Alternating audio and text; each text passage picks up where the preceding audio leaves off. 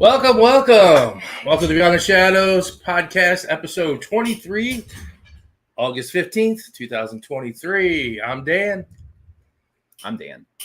You're Dan. I'm Zach. How you doing? I'm Madison. I'm Madison. I'm Zach. Welcome, everybody. What a week, what a weekend. Yeah. Weather? It was actually really nice today. It was pretty overcast. I don't think it rained too much, but it stayed in like the 70s. I said I think this low's going to be 50 tonight. It was nice. It'd be nice to take the top off the Jeep and go for a ride. Nah. Yeah. That thing. It's been nice, though, after having like high 90s for the beginning portion of the week, although it's just going to go right back up to that. Yeah, it's going to be hot again. Oh. But not too bad for an August to be in the low in the 50s and stuff like that. And that. Got a guest on we got St. Louis Paranormal Crew on this week. And then we got speak about our lovely event, some things that happened this weekend. Mm-hmm. Other than that, who's in the chat? We got Kathy winning this week. Kathy was first. What's up, sis? We got Amelita here. And Phil, you're in here early, my Phil, man. you're in, yeah. What's up, fam? In here early. So we got Amelita said, who's keeping an eye on Kathy tonight? Is it Maddie's turn? She's not even here. Yeah, Zach needs a babysitter too. No. I'm glad you don't. You should say nothing about me. Yeah. No one has to watch me. Madison? Madison actually took AJ to go get some more stuff for college. He moves tomorrow back into the dorm. I get rid of my summer kids finally. Yeah. Not that it's been a bad thing. I mean, 10 left for... I was going to say, he hasn't even been here. Yeah, 10 left for a month, and he's never returned. And AJ left, and he finally returned from Alaska. So, yeah. Is 10 never coming back? As far as I know, he's in Utah. I think he's looking at doing going to school up there. So, he jumps around a lot and stuff like that. But all right, with that, we're going to get to our guests. We'll bring in St. Louis Paranormal Crew. We got Zach and Kayla. Hey, look, we got Zach and Zach tonight. Yeah. Mm-hmm. Good name. Hey, name. Yeah, I know. Hello. How are you guys? I'm doing good. How are you? All right.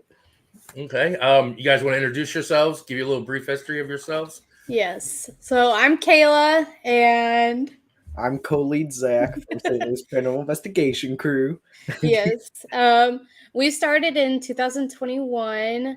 We were actually doing investigations before then. Our first investigation was at the Methodist Village in Crawford County, Illinois.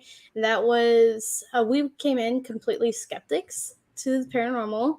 And that night, in a abandoned building, we had a call light go off twice. No explanation, nothing to trigger it, anything.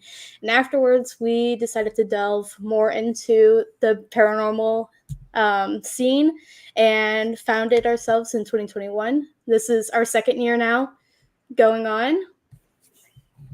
Just takes that one time. Yes. Yeah. That's one time. Zach, what got you? You guys are, just to let everybody know they're brother and sister and everything. So did she drag you into it or? Well, my best friend, we talked behind the scenes a little bit, Wes, he was the one that kind of wanted to try it. And me and Kayla were like, sure, why not? It's becoming around Halloween time. Let's do this. And we went in, and like she said, it was Methodist Village up in Crawford County, Illinois, which is about 3 hours from us in St. Louis. We went there, and I mean, that call light, I saw a white humanoid figure run across. A lot of weird stuff happened the night that made me go from, yeah, I don't believe, to I'm a believer in this. Still skeptical, but I'm a believer. A believer enough to go and continue it, and skeptical enough to like to research and do more of like what is going on. Mm-hmm. Yeah. I mean, you worked for a company before doing all this. I was tagging along and I was always a fan of the like weird places and seeing some of these things. So yeah, we get that. It just takes one crazy event to get you hooked. Yeah. Oh yeah. Shadow or one grid, class A EVP or something that you just can't explain, and then it's like, okay, wait a minute, I gotta see more, I gotta do more, I gotta figure this out. Why did this happen? The funny part for us too was we were complete novices. I'm a professional photographer, so I came in with my photography equipment and I bought a recorder on Amazon for like $20-$30, and we just went to this place. And Wes, who was our other co-founder, he gave them a little bit of a background, like, oh yeah, we're from St. Louis, because Crawford County is like a 4-hour drive from St. Louis. And they were like, oh my gosh, people from St. Louis are coming. And so that's actually where we got our name, because every time we went up there, it'd be like, the St. Louis crew is here. And we're like, but we're not an actual crew. And they're like, crew enough. I mean, was it one or two as a crew? I mean, you got two people as a crew. I mean, if you got a bunch that you hang out and you do it, you can say, when we started just a year ago, the company business, a year ago. And I've been doing this for about 5 years. I started out doing little things, and then I worked for a company, a big paranormal group in the United States. And then me and a buddy of mine decided, hey, we can do this on our own. And I brought my son in and stuff like that. And you see so many people now, they're like, oh, we're a paranormal crew. And it's like two people constantly, just two people. So, I mean, if it's two people, then, you're a crew. So, yeah. Now, I know that like St. Louis isn't in our name, but when we go to locations or we tell people where we're from and they're like, oh, you're from St. Louis, we always get one place that they always ask us. I think I know which one. What is it? Flip Mansion? Yeah. Now, the funny thing is when they ask us that and we say, no, we have never been there. I'm like, an investigation. They look at us like we're crazy. Like, what do you mean? And I'm like, it's like the Arch. Like, yeah, you don't go there. Yeah, it's like I'm in Minnesota. Like I'm here doing a hotel in Minnesota. Like this is what, Yeah. We don't do the most obvious place here in St. Louis. Like it's like we've never been there. We've never even tried to even spend the night there or anything. And stuff. Have you guys been there? No, we haven't. There you go. We get the same question all the time, and there's always like this air of disappointment when you haven't. And I'm like, well, I mean, from what I've heard, I'm sure it's haunted, but from what I've heard from other investigators is that it's not really even all that haunted. They bring in like psychics and mediums and stuff to really jazz the place up, but there's no actual evidence. And we are on a core base of you need to back up your words. You need to show us the evidence. Yeah. Or it's just always so like overbooked. Mm-hmm. Yeah, it's just, everybody wants to do it because it's one of those big name places that you see St. Louis and Limp Mansion comes up in every search of St. Louis of things to see or things to do is Limp Mansion. Just like they said, the Arch was haunted. I mean, everybody'd be going to the Arch. Scary. You're scared. What you said. So that'd be scary. You're trying to get everybody up to the top up there to investigate. No, thank you. Yeah, it has to be haunted though. I mean, there was only one death there, so I can't imagine there's more deaths in St. Louis than downtown St. Louis. Spirits look at the Arch and they're like, "Nah, we're not going up there." They haunt the elevator, shake. I don't know about shaking. There's like 4 people that can fit in there. You're already sitting there touching knees to one another. It's like you're going up there. I've only gone up there once, and I was like, that's enough. I'm terrified of heights. You won't see me up there. I am too, but I was like, I'll do it once just to get it over, so I can say that I've done it. And I'm like, that's all I need. It's swaying up there. Yeah, you're up there in the thing, swaying back and forth. You're like, okay, this is not right. I've worked in St. Louis. Like back when I was there, here's my building that I was in. It was a very short period of time, and then right there's the Arch, like across the street. Still never even been on the land next to it, and I've lived in the St. Louis area my entire life. Yeah. People are like, have you been to the Arch? I'm like, once. Yep. Why? Why? It's not, yeah, it's not an every weekend type thing. Yeah, it's not like an amusement park where I'm going to go every weekend. Yeah. Going up in the arch. So, couple questions. We'll get started. Sorry, I have little children. Oh, you're fine. I'm like go. You're fine. I forgot my question I was going to ask. Oh, so just get off of different things. So we ask everybody the same pretty much questions. What's probably been your favorite location that you'd like to investigate it? Well, What's been your favorite? I think our favorite place is probably also the first place we ever investigated, and that's Methodist Village up in Crawford County, Illinois. There is an air about that place. When you walk into it, I don't like using the term sixth sense and things like that, but I feel like when you are doing this a lot, you begin to be like, oh yeah, this place is haunted. And our very first time walking in there, it was just, I feel like I'm being watched. Something is definitely here. There's something weird going on, It doesn't feel quite right. And every time we've gone there, just something insane has happened. We've had the first time we went, we had the call light go on twice with intelligent responses asking to turn it on. And then another time we went, we had a stuffed cat that for the entirety that we had investigated that place, sat in along with this hallway, was never moved. And then all of a sudden one night it was just in the middle of the hallway while everybody was in this room investigating. And we're like, interesting. Now, I got a question on the call light thing. Is there electricity in the building? There is electricity on Okay. the first floor, but there was no way to turn the call light on. Like all the electronics from the nursing home, everything had been taken away from the building. So whenever that happened, we went in there and turned the light back on. And when it turned on by itself, it's like a square light above the door like that. Yeah, I know. Completely glown red twice. And then whenever you would do it yourself, like manually, it was just in the center of the light and it would be red. It wasn't the full thing like it was. And by the way, it's never happened again. It was those two times, and ever since.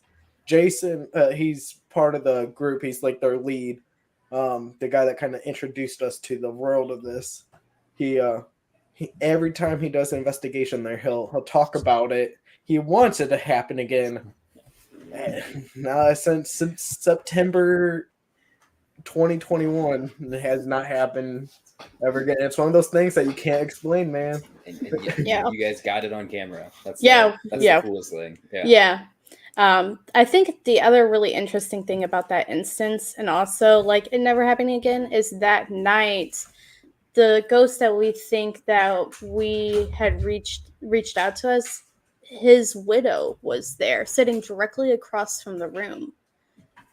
Yeah. Huh. Yeah. She came there trying to communicate with her passed on husband. It was in the Alzheimer's unit, which is the most active area in the building. And there's a lot in this place. There's a abandoned church, a child care area, apartment buildings. It's a nursing home. It's like all this in one building. And for the longest time, it was a nursing home before it got shut down, I think in 2018. If I'm correct, I'm not sure. It wasn't that long ago long ago when they shut down. Kayla would know better than me. 2000. No, they closed in 2019, I think. 2019. Mm-hmm. Yeah.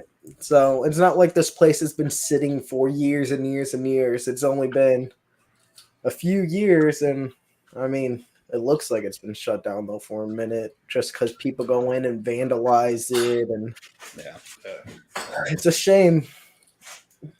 So that's your guys' favorite place. So yes. What would be well, let's say what your scariest moment would be investigating? Have you ever had one of those? I can answer this one.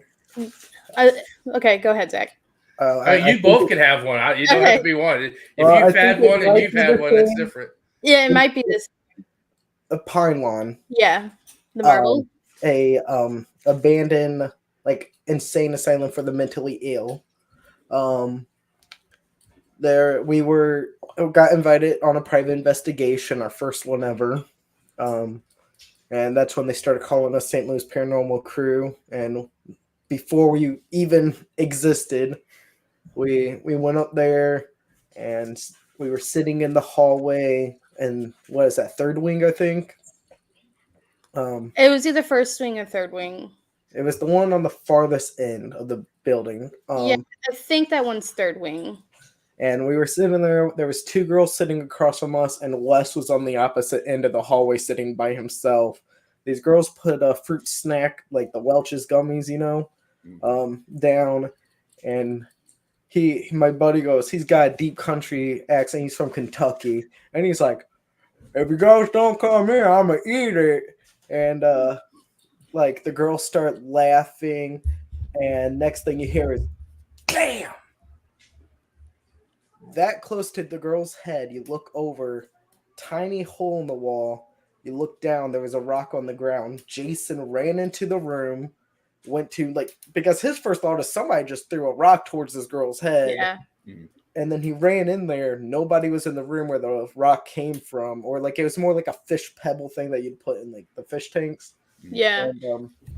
And he went back, investigated it, and saw that it was the fish pebble that put a hole in the wall. It's still there. I mean, we actually have, because I take pictures of everything. We have the picture of the hole that it created in the wall and the marble, and then a video of what happened directly after that. Because we had actually gone dark for that part to see if we could get something to interact with us. And so I had an EVP going, but no video. So you can hear this thing just being thrown at the wall, and it was loud. I would say it had been hard enough to put a dent in the wall. Yeah. Yeah. Jeez. Yeah. And there was also another time when we were doing a private investigation, which I messaged them about 6 months after the fact just to see how they were doing, because they were moving out. That's how scared they were of this place. They were done. They couldn't stand it no more. They claimed their kids were getting pushed down the steps and weird stuff was happening. Mm-hmm. And whenever we investigated that home, going into their I think it was their oldest kid's bedroom, and like we said, we don't believe in empaths and stuff like that, but going in there, I felt instant goosebumps. I'm like, there's something off in this room, and I don't believe in that, but when you get the feeling you're being watched, the goosebumps happen. Well, later on that night, we had the spirit box going off, and we were asking questions, and I remember I'm like, you know what, I'm gonna ask who pushed the kid down the steps. Mm-hmm. So we're sitting there, we got this caught on camera, it's on our TikTok and our Facebook and stuff, but I'm sitting there and I go, I got a question, and I go, who pushed the kids down the step? And the response we got was ah ha ha ha ha. Yeah, that one made your gut. Yeah. I don't like when we get laughter. We've gotten it a couple of times, and every time, ooh. Yeah. Honestly, that's not even the scariest thing that has happened to me. At our dad's house, there's this doll that we investigate. We call her Mary the Doll. And she's old, 1800s. And I remember going, can you turn the other cat ball on for us? Because that night the cat ball kept going on and off all night. To the point where we tried debunking it because it was just so constant. We're like, this has to be something wrong or something. And then it just stopped and didn't do it for the rest of the night, which was really weird. So we're like, what? Anyways, I go, can you turn the other cat ball on for us? And it didn't. All I heard was, shh, come over the spirit box. And the audio didn't really pick it up too well, but I hear Kayla, and I was like, did it just tell me to shut? And Kayla goes, yeah, I don't think they like you so much. and then I was like, I guess it wants me to be quiet. And as soon as I said that, cat ball turned on by itself. And I was like, yeah, man, I'm going to shut up now. Sounds like my dealings with the spirit box. This weekend told me to shut the fuck up and get the fuck out. I was like, damn. Yeah. Very, very aggressively. Yeah. And it was by a woman. It wasn't even by a man. We got some people coming in here. We got Kenny. Joining in. He's got us on his showroom. We I was got vacation. Michelle tuning in. Appreciate you stopping. There's Madison. Hey, there's Mo. We got Jules joining in as well. What's going on, Jules? Some familiar faces. Yeah, I think I've heard of that. The first location you guys were talking about, the Methodist village or whatever. I think you've even sent that to me before. Like it seemed like a pretty massive place. It is really big. Yeah. There's isn't it 3 stories? It's 3 stories with an old basement and a new basement. I was gonna say, I think Kathy even said, was there multiple floors at that location? Yeah. It's a pretty big place, and our buddy's the one that does the investigations there. Hmm. You need a guide unless you've been there. You'll get lost so easily. Like, we've been in there multiple times that we kind of know our way around. Even then, we still don't know the older building that well. Mm-hmm. And a lot of the older building, you need to wear like an N95 mask because there's asbestos and stuff. A lot of the buildings been you can't go there because the county has said, nope, you can't go over that way. It's too dangerous for people. Right. So we can't even investigate anymore in that area. Last time we were in the basement, I think is when she caught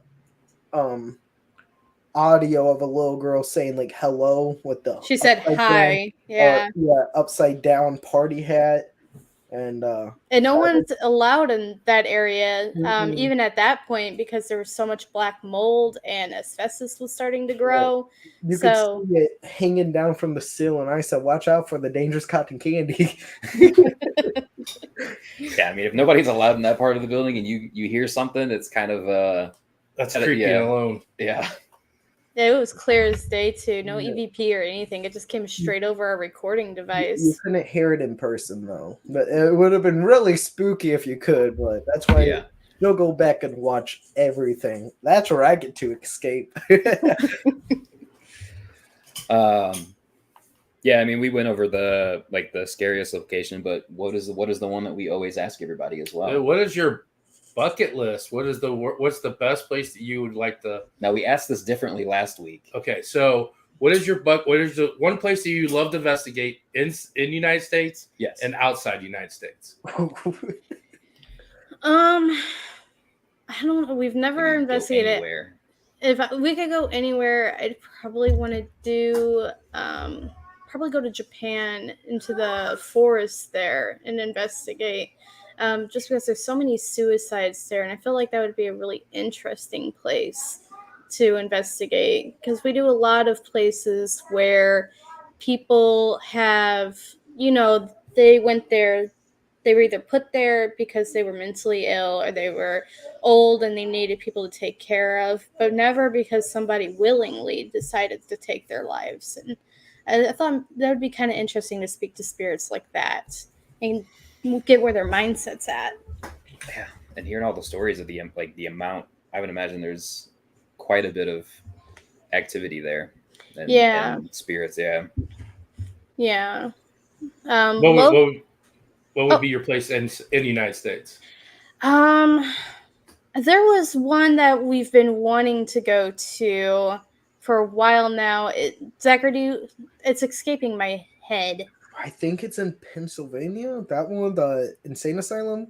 Penhurst? That's one of them. Also the Hobo Hill House, I think, was the other one. That one's pretty close to us, though. Is that Penhurst? That sounds familiar. Yeah. Is it Orange County, or was it the Crescent? Crescent, yeah. Crescent's up in Pennsylvania, and Penhurst is in Pennsylvania. Those are like the 3 popular ones. Yeah, those are the big popular. What about you, Zach? What are your 2?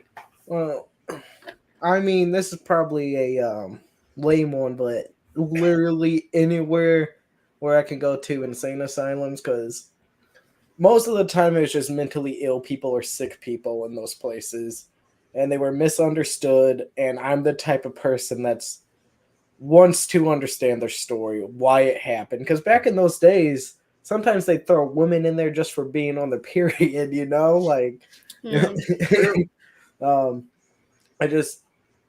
they were abused most of the time in those places. I want to go in and try to understand. So literally anything like that, preferably close. But I don't really like leaving Missouri. We go to Illinois a lot, but we live close to Illinois, you know. You gotta branch out, Zach. There's all kinds of places. I want to travel, but it costs we drove all the way to Minnesota. Yeah, it does. We drove all the way to Minnesota. Yeah, that's the furthest. That's the furthest we've been. We talked about next year going to Iowa. There's a schoolhouse there that's said to be haunted. For our school. Yes, that one. We've been there. Yes, that's a pretty cool place. Yeah, so that's on the bucket list for next year. And one of the places we were wanting to do is actually one of the places we're going to be going to in October, and that's the Castle House.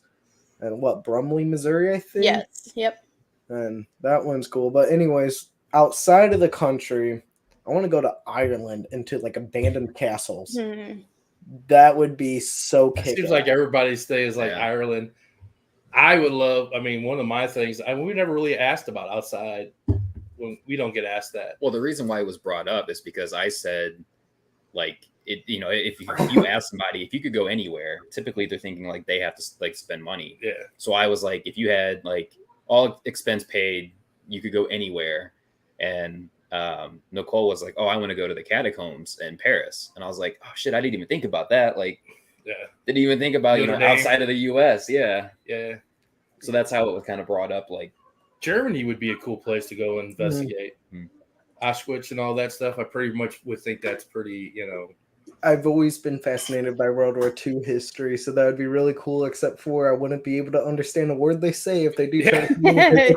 Yeah, that would be the issue. that would probably be the issue. Be like, oh man, this is not even working. We'd have to have Google Translator at the spirit box. Going to one of your guys' comments, I see somebody said just don't pull a Logan Paul. Oh yeah. And as soon as Kayla said the Suicide Forest, that's when my brain instantly went. Mine too, which is why I was a little hesitant to bring it up. But it would be a cool place to investigate. But obviously, anytime we do something, it's with respect for the spirits. Yeah. We're not over there trying to. We have never. It's literally part of our rule book for our team members. You have to respect the spirits. If you even try to instigate anything, you're out. Yeah, people always ask me, do you antagonize them to try to get a reaction? No. That's just asking for bad mojo right there, honestly. Yeah. That's also part of our rules when we do our investigations and our events. We tell people we respect the building that we're in, we respect the spirits. It's not our house, it's not our spirits. We don't try to cross anything over, try to cleanse anything, because that's the people that own the building. That's their spirits. If they want to do that, they can do that. That's not our problem. Mm-hmm. And don't take nothing from the building. Yeah. Oh, that's, now that you mentioned that, Methodist Village, we've had people who would go in and try to steal things, and those ghosts will make you pay for it immediately. We had one lady whose her lawn chair broke right beneath her when she went to go sit down. Another one who tried to steal something, he got pulled back into the building. That was the same lady. No, was it? I can't remember now. Because Jason caught her trying to steal photos of the people that lived there. Yeah, so they do have a insane way of making you pay for it, and it's pretty immediate too. Yeah. Why would you even want that? I just don't understand that people are weird about that. I don't know. We didn't know her. Yeah. Yeah. That was one of my next questions was, what is your view on taking things from locations? Yeah, I mean, we're not as many interesting places that we've been to, things that we've seen, toys, photos. Like I've looked at some and it was like, oh, that'd be cool, but it's not coming back with me. Yeah, I couldn't do it. My thing is, if the person that owns the building is getting rid of stuff and they offer it to you, that's one thing. But taking is stealing. Yeah. That's how I view. But in that case, if somebody offered me, "Hey, you want the spooky ass doll?" I'm good. I'll come back and revisit it in the future. I'll take ownership of it, but leave it at your building. Yeah. I'll just come back and see it. I'll adopt it, but I'll just come back and visit it. Yeah, I'm that's, aside from the ceiling, even if people would be like, "Hey, do you want this?"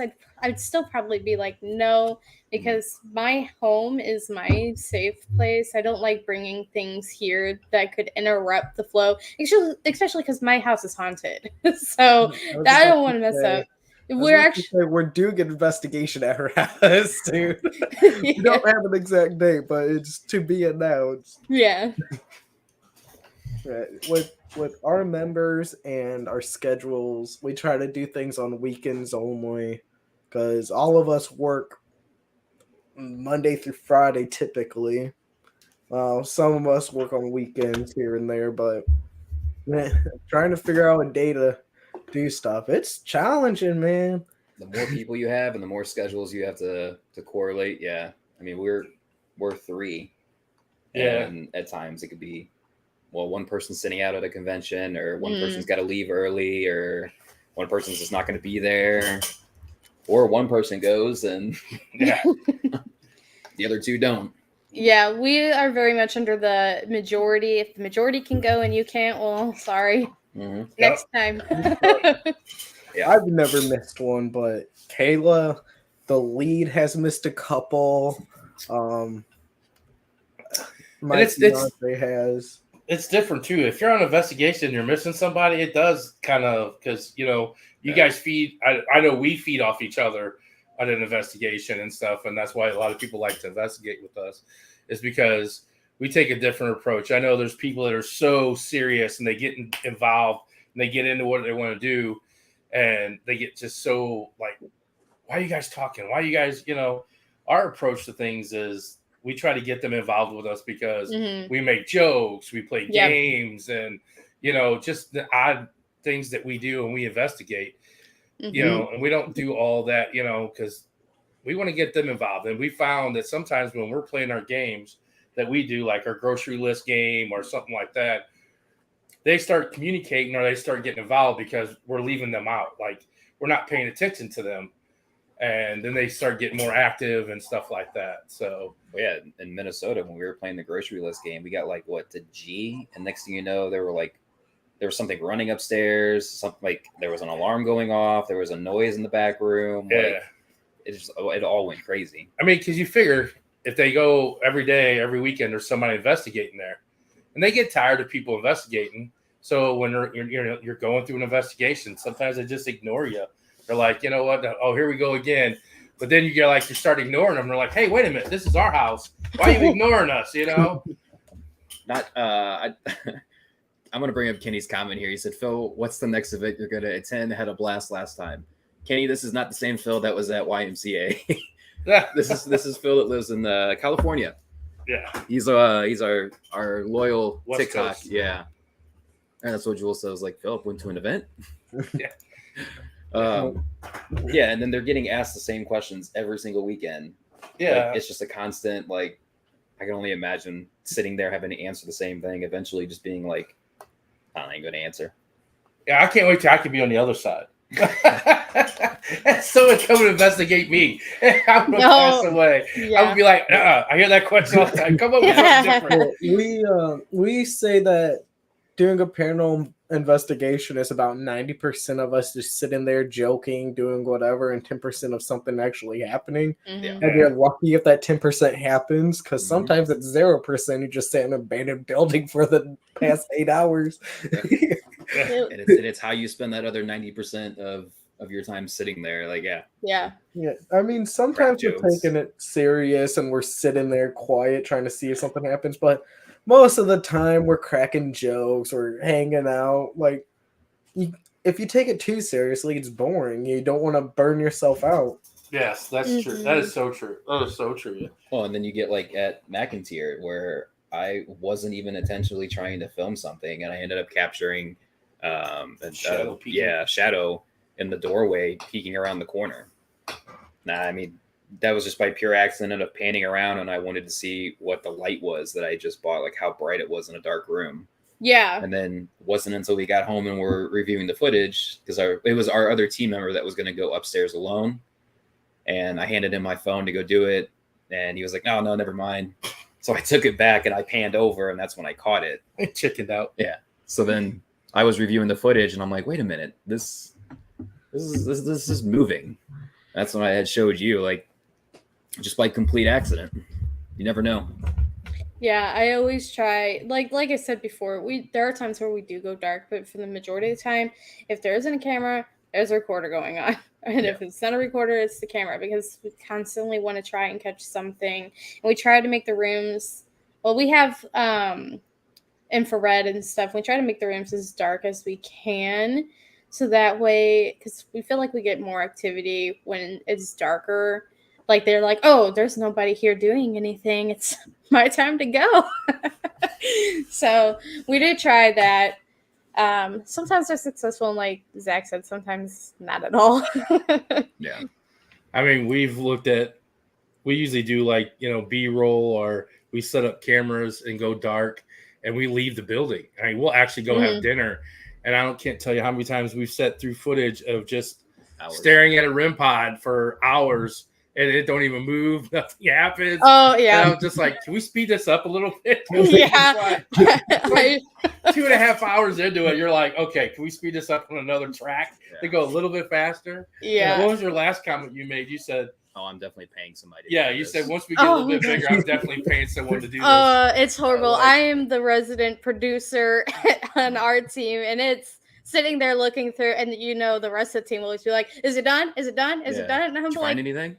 I'm like, can you give me a minute? This is a lot to go through.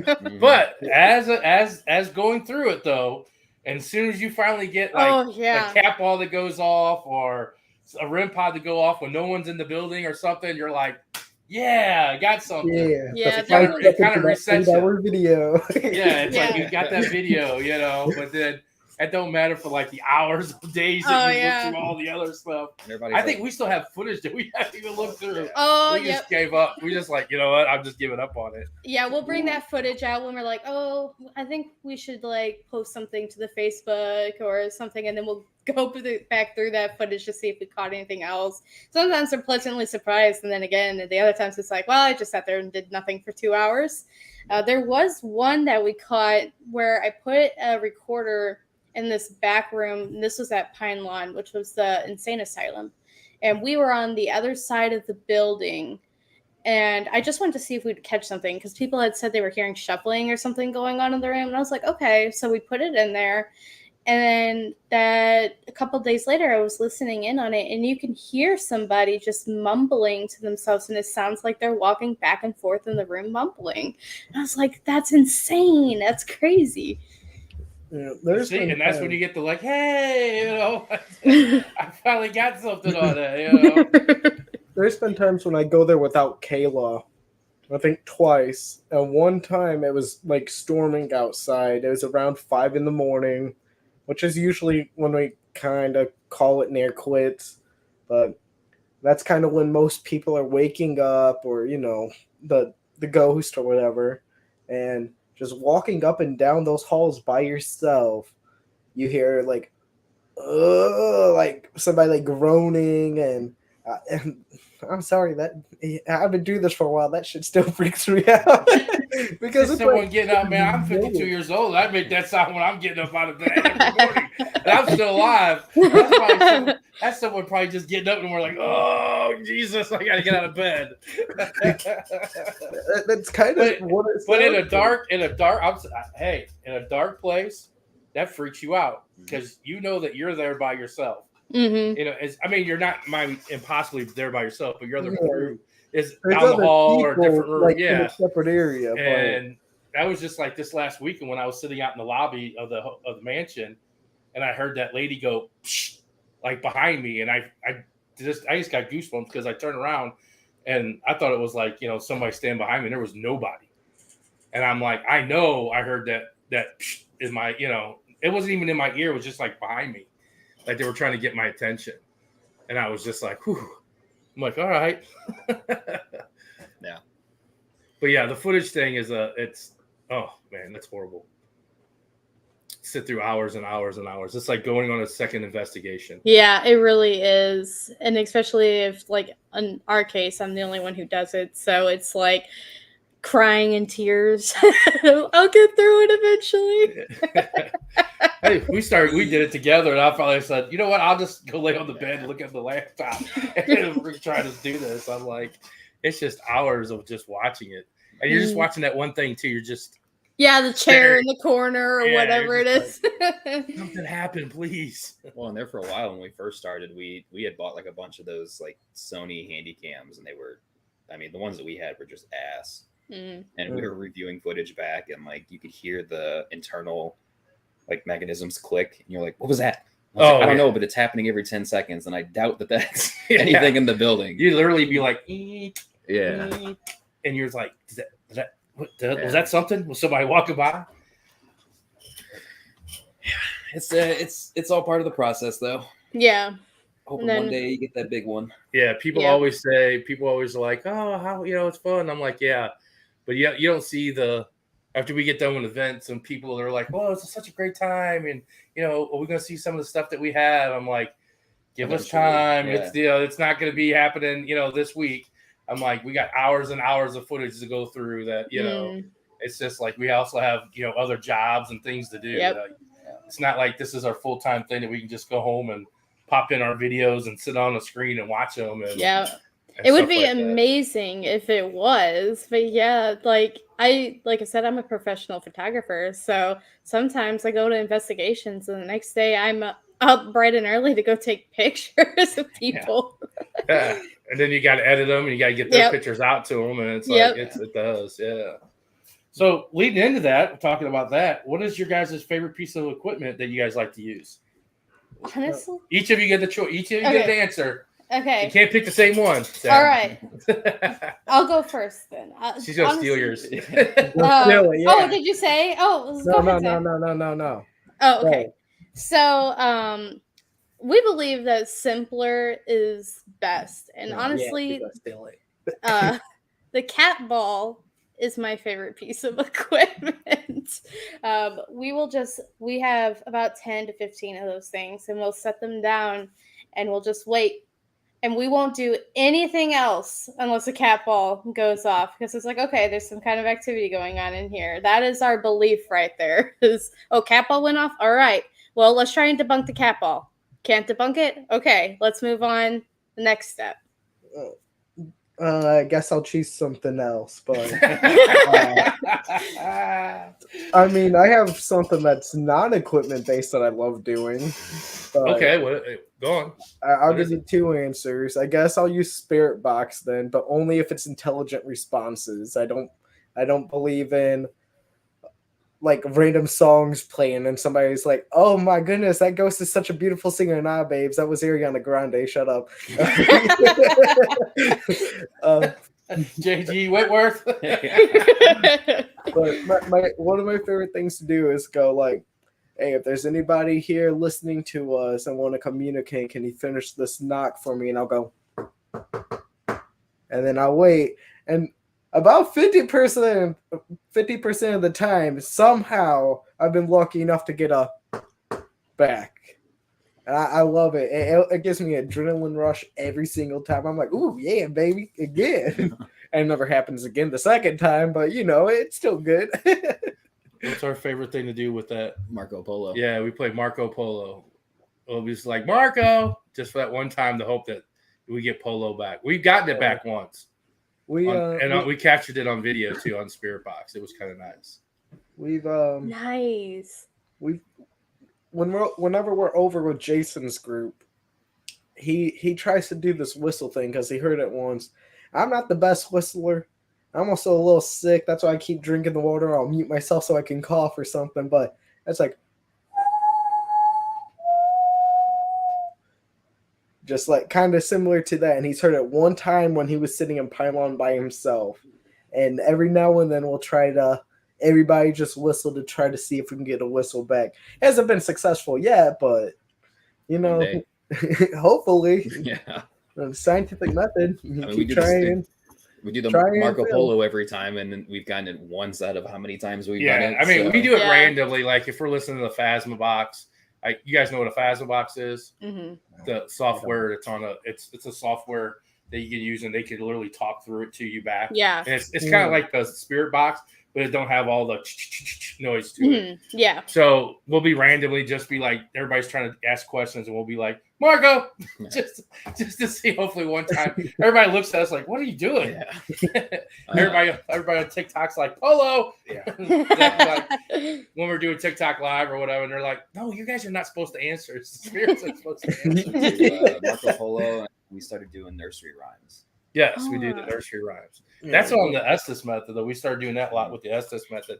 Like we'll do like Mary had a little, and just to see it, that's say, pretty like, cool. ram or something. Yeah. We've It had- hasn't worked yet.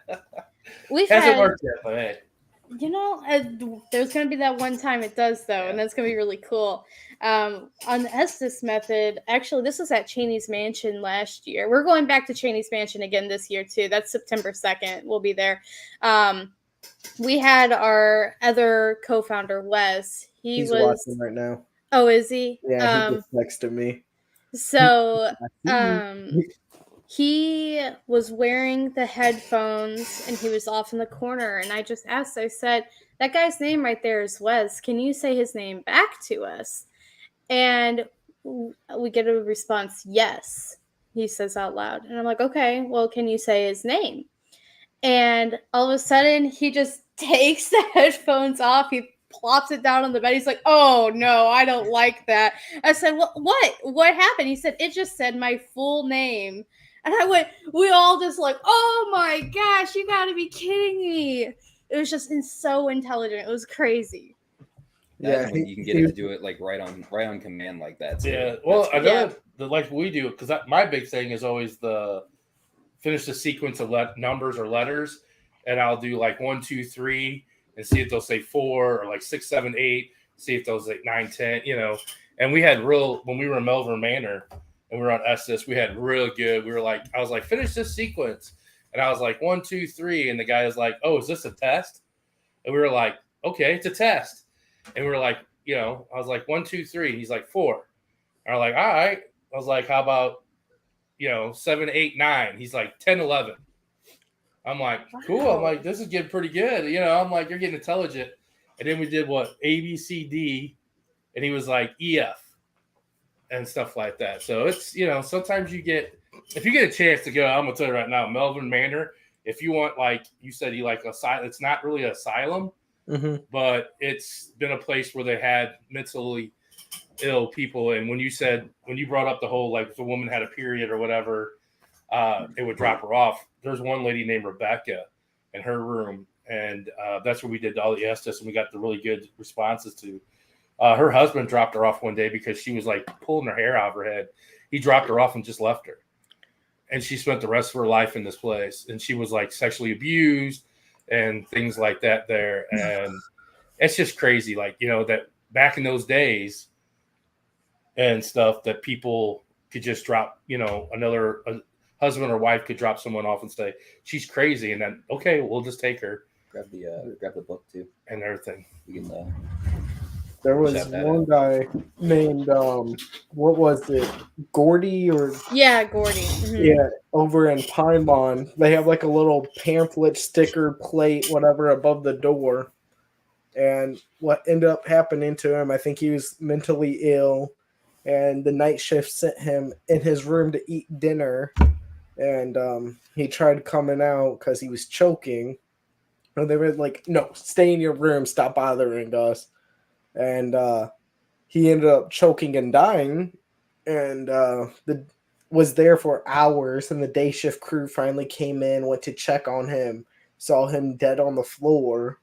And I mean, and this place, what, 2005 was when it closed? Yeah, it closed down in 2005 for, if you want to take a guess, for abuse of the patients. They got warned several times, and then finally the government shut them down. If you guys haven't been, I really been. We've had 2 events there this year. If you guys get a chance, go to Glore Psychiatric Museum. up in St. Joe, Missouri. Hands down, if you like the whole, the mental stuff and everything, you can go back and watch. If you get a chance, go back and watch our YouTube video. Is it on there? We actually have a walkthrough of the whole museum of all the different equipment and some of the things like the patients, they made or whatever. And like one patient like swallowed like, got umpteen different nails and thimbles and safety pins, and they extracted it out of her stomach when she passed away and stuff. And just, I mean, the place is just amazing. Just if you're interested in that kind of stuff, and it's very active. It's a very active place too, and stuff like that. But you should check that out. Check our video out on that one if you get a chance. If you like that kind of stuff, because we do a whole walkthrough of the whole museum with the lights on. They let us do that for our B-roll. And it was really cool. And another thing is, if you like that, was with Melbourne Manor. You can hold it up. Oh, it's this book. So our friend Tori Westhoff, she writes these books of these places, and this is the Melbourne Manor. She's got the Edinburgh Manor. She's doing a haunted YMCA. And she's done other ones, but in this book, it's like a kind of hard to bring up, but it has every person that she's found in that place that has passed away and their story in there and everything. So it's like a hand guide to investigate. Well, and reading them, you have to you don't really have to know who the amount of research that she does to make these books is just like beyond incredible. And her thing is that if she is not 100% sure that somebody has died in that building, she will not put it in the book.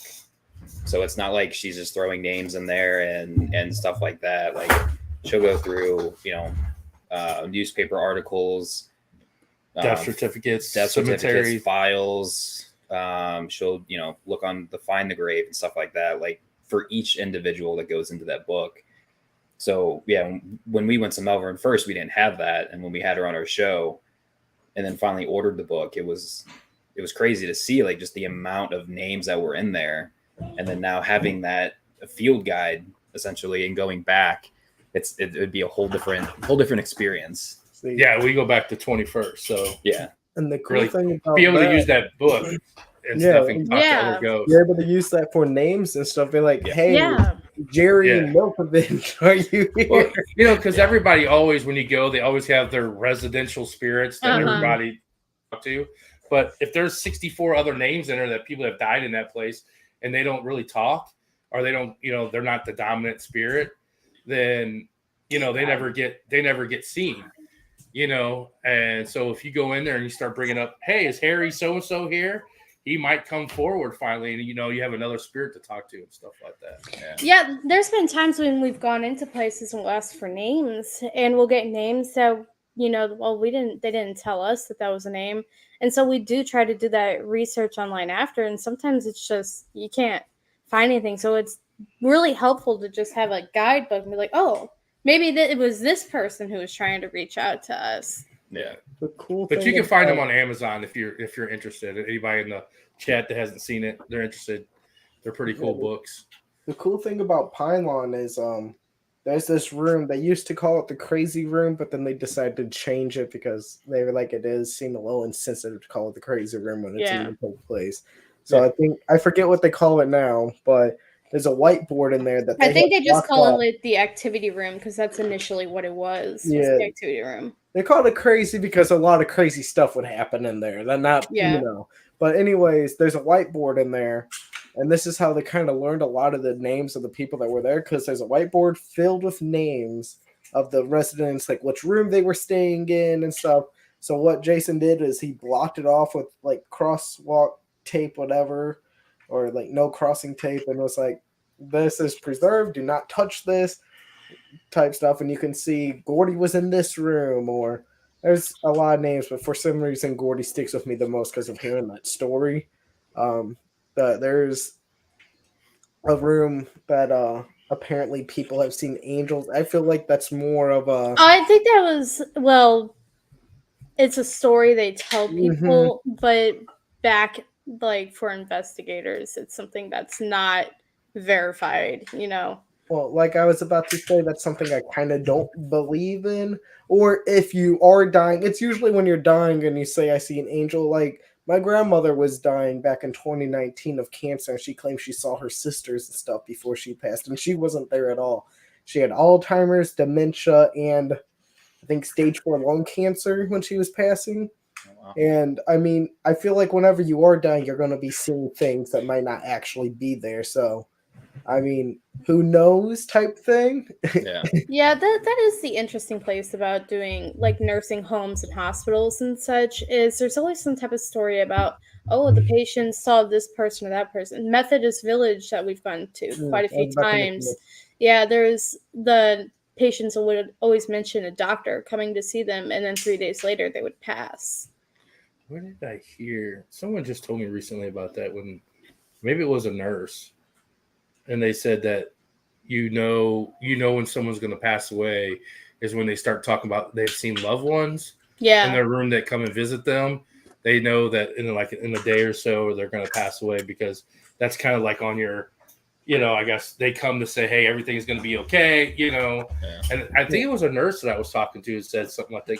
You brought that up and it just clicked in my head. Yeah. And I remember hearing that they say, that when someone starts seeing a loved one, like they're talking to someone in the room and no one's in there, and they say, oh, my sister, like you said, my sister, or something was in there, then that they know that they're like on that back half of passing away. Yeah. And, the person that told us that wasn't like she was part of the paranormal group, but she was someone that was actually one of the nurses that worked there while it was still up and running.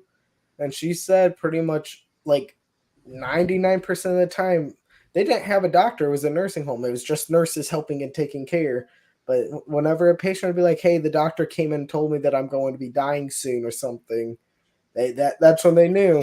Dr. Death. Yeah, they're all like looking around like, what doctor? There are no doctors here. And you got to remember this. This is my first investigation hearing this. And I swear to God, if I see a doctor, I'll leave this place. Yeah, I just see Zach taking off down the hallway.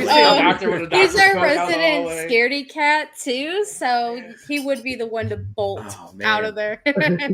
Zach, you're the scaredy cat of the group? Oh, hell yeah, I am. Oh, I'm sit on this end. I'm a lot better now. You got the different spectrum here on Zach. Yeah. This man will go in any dark, abandoned, creepy place. No flashlight. Nothing. He'll go. That's anywhere. Wes in our group. I will do that.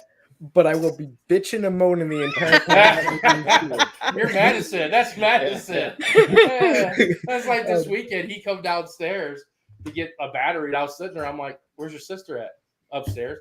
Like, you left her up there by herself? I was like, she's literally up there by herself. I'm like, going back on the TikTok and watching it, and she's just like, "All right, guys, just keep talking to me, so I don't like stop and look around and hear things." She's like, "Zach just left me." I was like, "Oh, that's why you're on the." He showed me the tick because I was on the TikTok. I was downstairs with another group, and he's like, "I was like, oh, that's why she was up there by herself because she had TikTok with her. It wasn't like she had just by nothing else." Yeah. So going back to you guys' favorite equipment, cat balls and flashlights are amazing. And a lot of our investigations and stuff like that, we do, we have our cameras and equipment we set out for YouTube and footage to see if we can capture. And a lot of times we do TikTok lives, and 9 times out of 10, those are the 2 things that people want to see: the cat balls and the mag lights. Yeah. And it's just because it's that instant reaction type thing. We're not sitting there waiting for something to go off. Mm-hmm. Just like when you have someone on the first time, like the guy, it brings me back to the guy. We went to the haunted YMCA up in Illinois, and we had an event, and this guy, it was his first time, being on an investigation, and his girlfriend always goes on investigations by herself, and she brought him. And we were playing with the mag light up on the floor, and the mag light, he was just like kind of a skeptic. He's like, oh, yeah. And all of a sudden that mag light went off, and he was like, oh, my God. And then next thing you know, he was like the first one right next to the mag light, watching it and waiting for it to go back on. It was like he hooked him. He was just like, he thought that was amazing. We use flashlights, but not for paranormal, just so we could get around without dying. So you guys don't use the mag light for their... No, just because we try to have it be as 100% accurate as possible. And sometimes if that battery's just a little too loose, or it could go off by itself, so it's not really 100% trustworthy like we like. Not saying that it's not a ghost, just saying like it's kind of hard to tell with that. So that's kind of why. Unless you're asking like really intelligent, like getting intelligent responses to questions, and then it's really cool. Most of the time, though, we try to stick with the cat balls specifically because I feel like those are a little bit more trustworthy. It's kind of hard to manipulate something off the backhand, because you turn it on and then that's it. Yeah. I mean, our big thing is a lot of times it goes on and off or whatever. But if we do like, hey, can you turn that light off on 3, 2, 1, and then it goes off, or we say turn it on now and it goes on, that's pretty, that's kind of hard for that battery at that moment in time to, say. And it's kind of like the stuff that we say when we debunk the Estes. Like, she's got headphones on. At what moment in time or this weekend when I asked, oh, you speak in Spanish? And the lady said, I do speak Spanish or whatever. At what moment in time did that person know to say Spanish when I was talking? It's just not even the same topic of stuff that we were saying. So that makes you think, well, that's kind of intelligent then if you're saying, Spanish. And then she says, I speak Spanish. Yeah. And we have a lot of skeptics when we use the Estes method who will be like, yeah, but you can just fake it. And I'm like, it's very hard to fake something when you have silencer headphones on. And that ghost box is loud. It's loud in the thing. And then in your ears, you can't hear anything. There's nothing there. Oh, you can hear things. Just the box. Random little music or sometimes speaking. A lot of the noise. It's like we're not good enough to even sit there and be like, what'd you say? Oh, okay. And then fake a response. So I'm too busy trying to listen to what's going on inside. I have to focus. Yeah. And then we usually set him in the pendulum and cat ball. There goes Kenny and his pendulum. Yeah. We set him far away enough too that we're like, we'll set them like where we have a person in the middle that would relay, because that's the same thing. I want them farthest away from us. So even if they can hear a little bit, they're still not going to be able to hear us at the other end of the hallway or in a different room or something like that. And like he'll sit out in the middle of the two rooms and he'll relay what they say to us and stuff like that. So that way we can't, People have tried to say that we have faked cat balls and stuff because of like that's easily faked. And every single time we set it up, I will show proof on how hard it is to get that thing on. Like I'll bang on the table next to it. I'll jump up and down. Guys, I'm a short, fat boy. That's what I like to call myself. I'm 5'6" and I weigh almost 200 pounds. Happy about it, man. I love me some fast food. But like I'll stomp and I'll bang on the table and then I'll touch the cat ball so gently and it turns on. And we're on the opposite side of the room. You think we're smart enough to make that thing go off? What? You think we got a long stick or something? Yeah. And there's always people that have to come up with some crazy.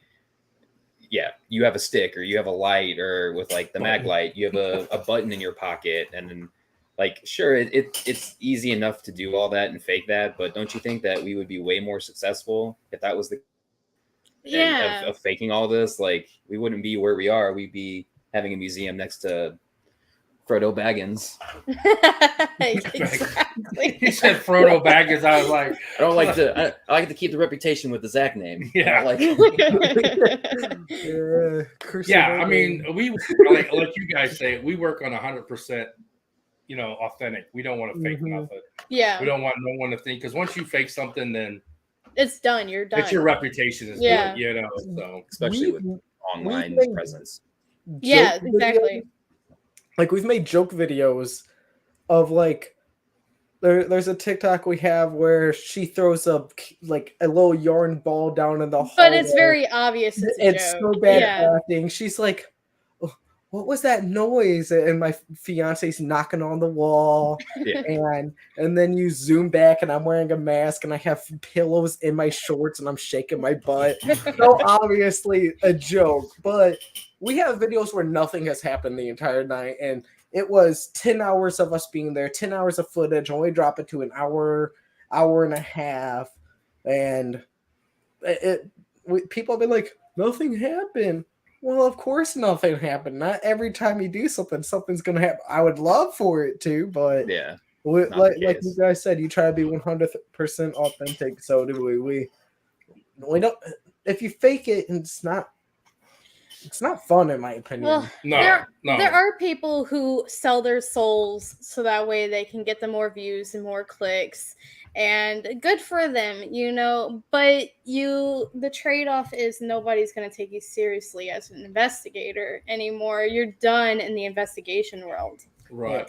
And like I say, I'm nonprofit. What am I going to gain from faking stuff? Right, yeah. What is the one place that we went to that was very popular and we were there a whole night and we didn't get really not a lot? Your bucket place. Well, yes and no. Like we were there. We didn't get tons of stuff. What I'm saying, no, but we were there for a different reason. Like we filmed our podcast. My number one place when we started doing this was going to Waverly.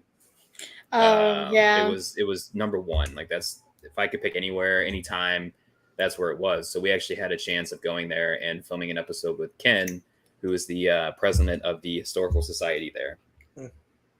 So if we had gone and just did the podcast, I still would have been happy because it was still cool to be there. I'm not a professional photographer at all, but I've slowly gotten into like just appreciating the buildings more and more and taking photos. I wouldn't say it's not my favorite thing, but it's like as soon as we arrive, I jump out of the car. Yeah. We have a camera. I use my phone. I've gotten some cool stuff. So it was just cool to be in that building, and we were only there for a short time. So when we filmed our podcast, it ended at like 9:30 or something because he just kept going. Right. And then by that time, like we hadn't even taken a tour of the building yet. So like everything was still brand new to us. So it was a little hard to kind of like say like, oh, this is what happened here, because we just wanted to explore the giant building. So I would definitely like to go back again and get just a chance to investigate. Yeah, because we didn't get. But even though we didn't investigated, we didn't get a lot. Yeah. As people say, oh my God, the whole night it was crazy. We got tons of stuff and everything. And I was like, I kind of went away from it. Was like, well, I know we went and did a lot of investigating or a lot of, it's just exploring, because when you go to a new place, you want to see everything. Yeah. You want to see what the building's about and stuff. And it's not like until you go the second and third time where you're like, okay, that's old. I know everything. I know all the nooks and crannies. Let's just sit down and investigate. Yeah. And stuff. But like you said, you could sit hours. I've sat at a couple of places that I've gone to. I've been at Missouri State Penitentiary at least 10 times. Yeah. And, you're pricey, bro. And I used to work for a company. And I remember I used to work for a company that ran events. So that was, one of their big, they were the excluded only place that had that location. And they would have events and we'd have to work them. So, I'd be there and, I'd be like, people are like, man, I'm not getting a lot. I'm like, yeah, it's not going on tonight. They're not being very popular tonight, And then the next night they'd be just, off the chain, so. Yeah. They got their moods. Yeah, they do. People have asked us, like, why don't we do more investigations? And my response is we would love to.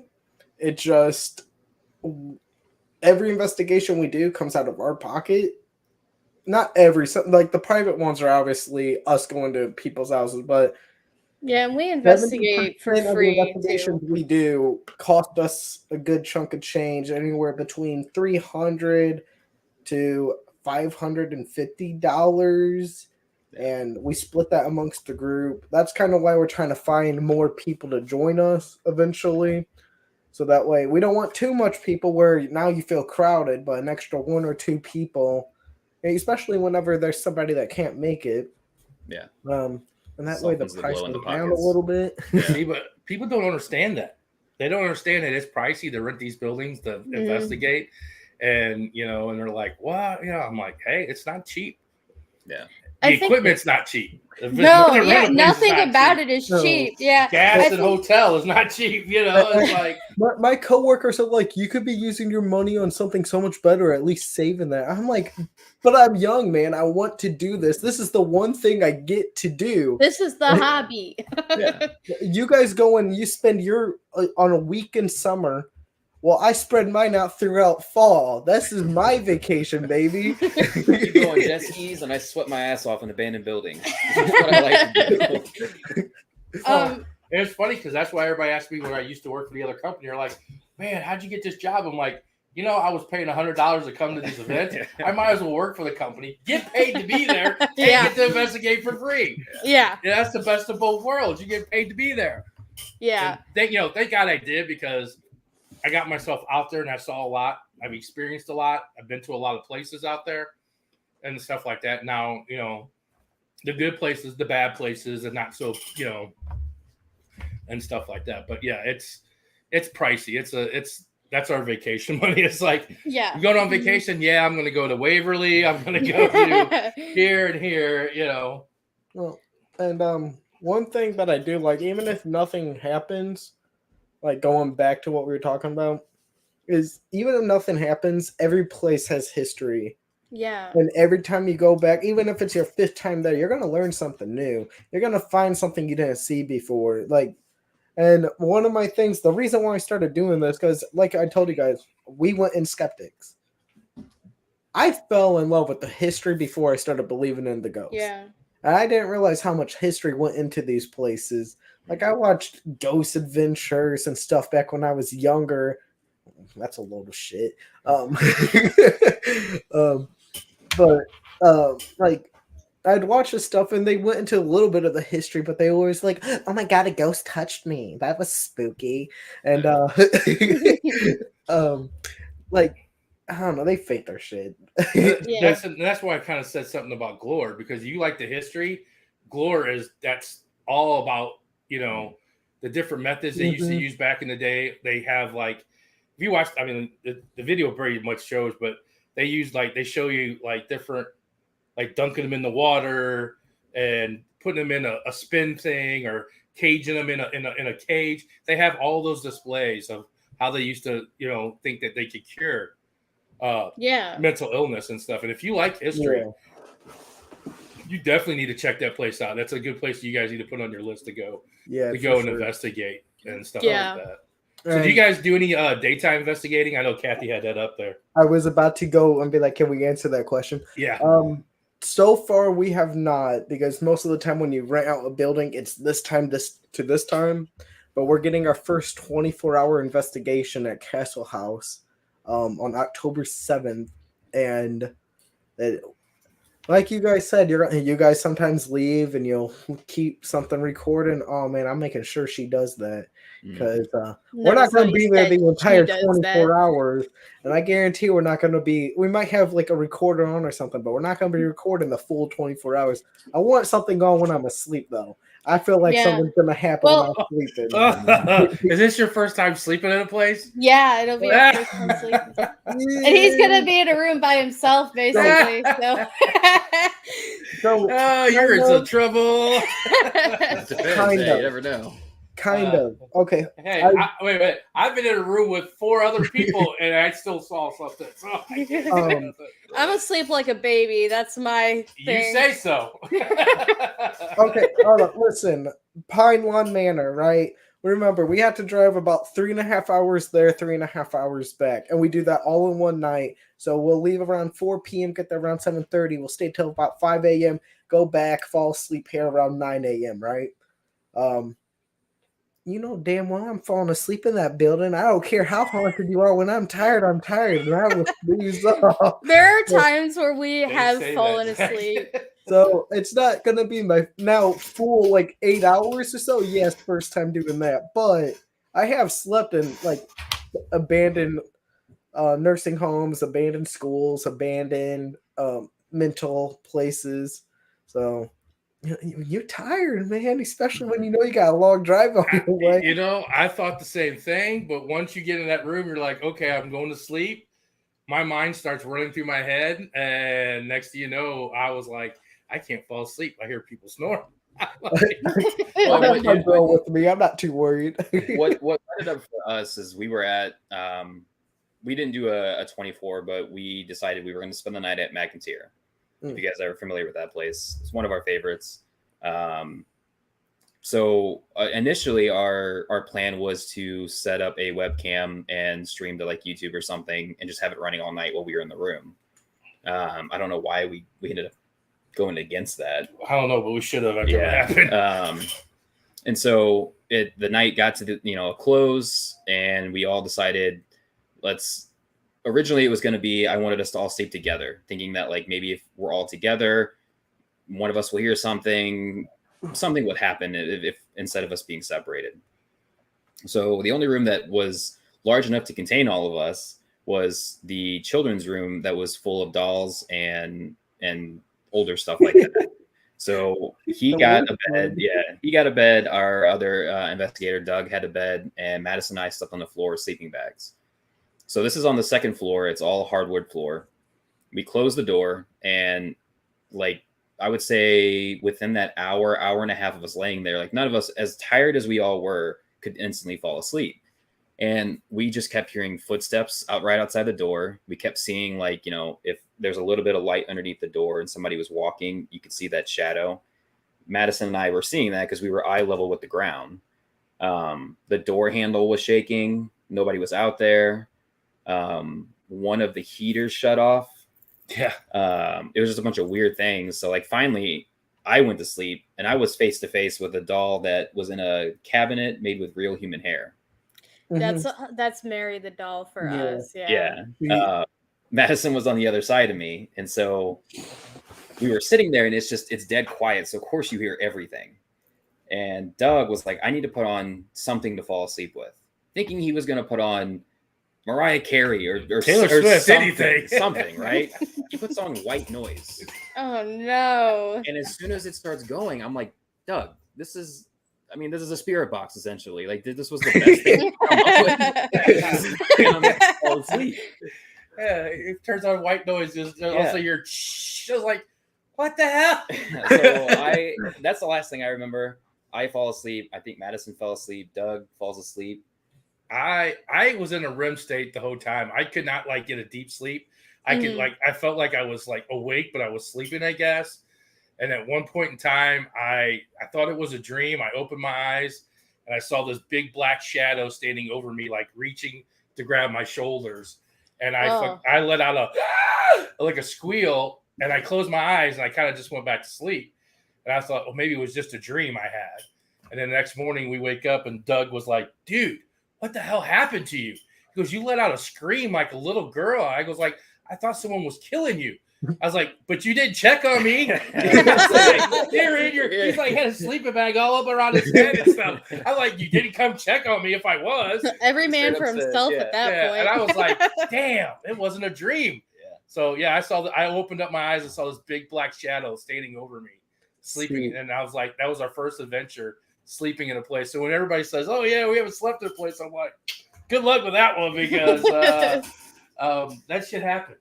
I was like, if I could have fell asleep, and I probably would have never, because I normally sleep heavy, but for some reason, I mean, who knows? I think could have just went over and just like. I wanted to go to I didn't even want to sleep there, man. I had a weird vibe anyway. It was like 2:00. I'm like, I'll go check in at the hotel down the road. I'm like, I'm willing to put up $100-something to go stay in a hotel. I'm like, it was cold there too. It was really cold. It was in February. I was sleeping in jeans, a hoodie, a beanie, a long sleeve shirt, socks. Yeah, I was sleeping there. I wasn't going anywhere else.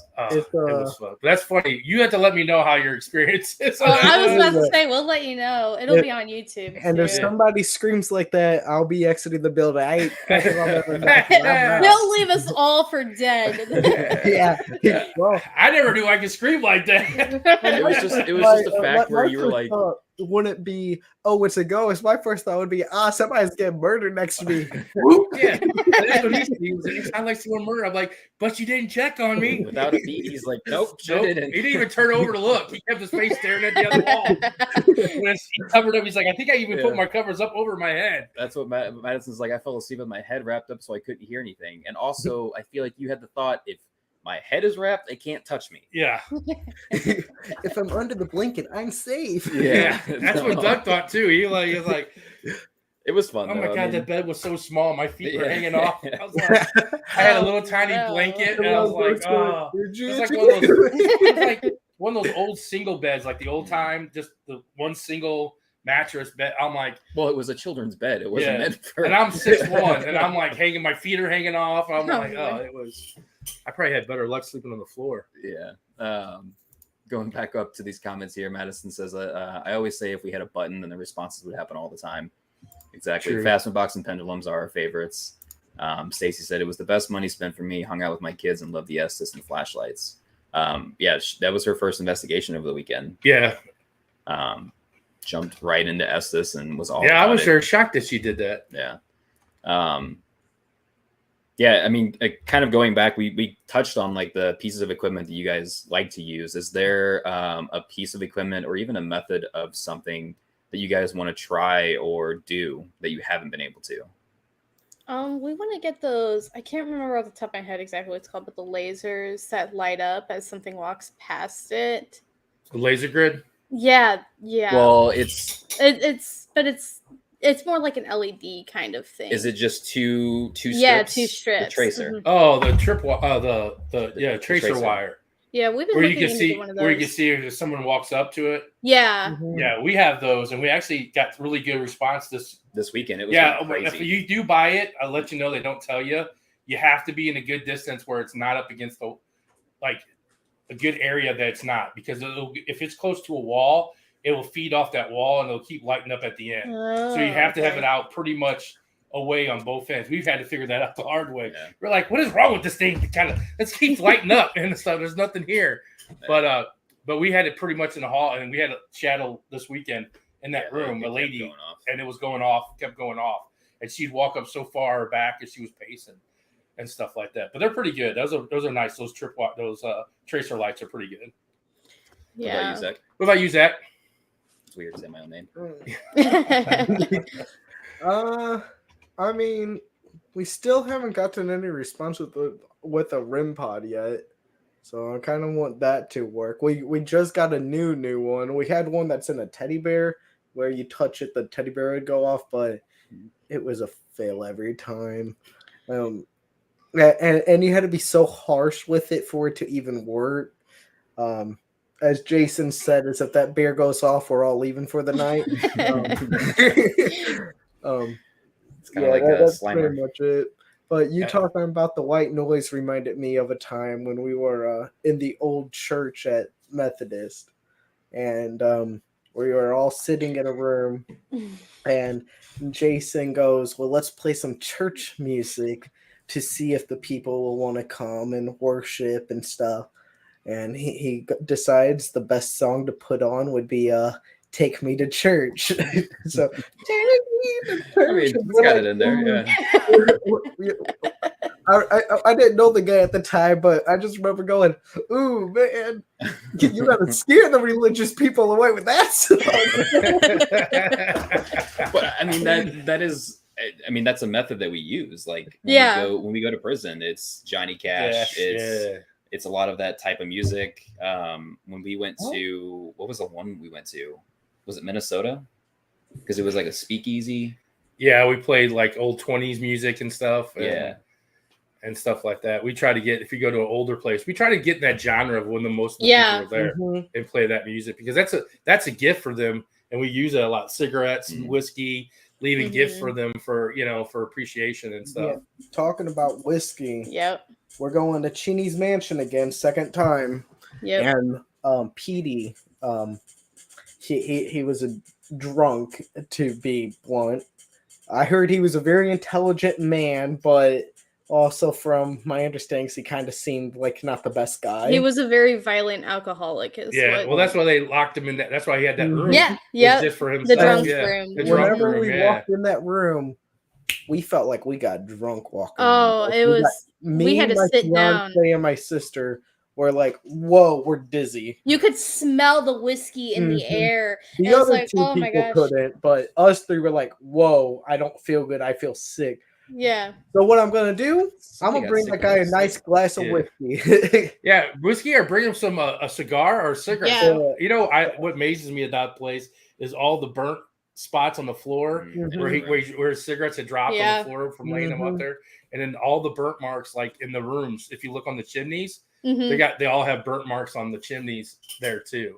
Yeah, I And was everything. in It's the really cool. safe.